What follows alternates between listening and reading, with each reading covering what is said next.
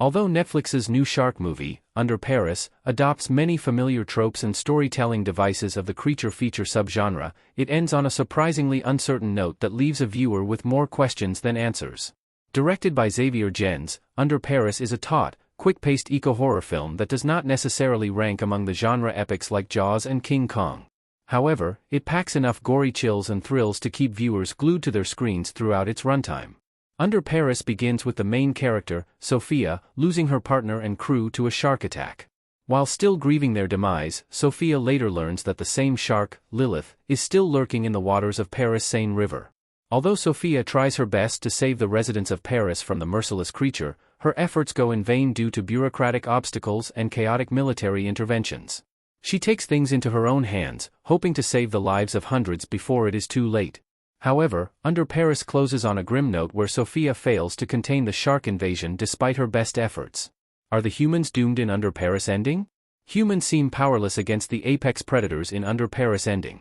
In Under Paris final arc, Sophia and the team plant bombs in the underwater shark nest, hoping to destroy the infestation before the beginning of the triathlon race that the mayor refused to cancel despite being warned. To their dismay, the bombs are barely effective at stopping the sharks. Lilith, the main vicious shark mother, seemingly injures herself after the underwater blasts.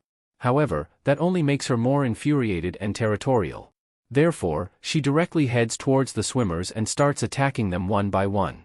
The spectators on land panic, and in an attempt to save the swimmers, many even fall into the Seine River and become shark food.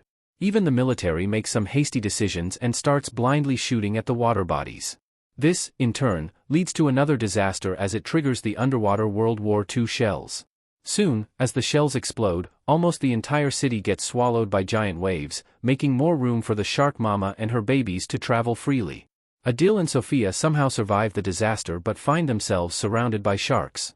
Although humans still outnumber the sharks show why they are considered apex predators by killing anything and everything that comes their way.